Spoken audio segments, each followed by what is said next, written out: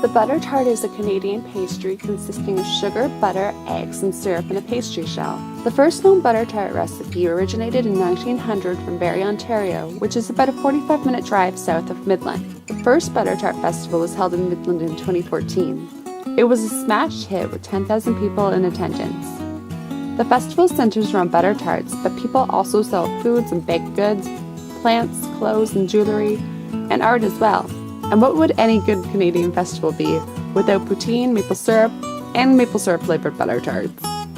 Many different flavors of butter tarts are sold. My favorite are the rhubarb. Even last year when I wasn't able to attend, my mother made sure to get me one rhubarb flavored butter tart.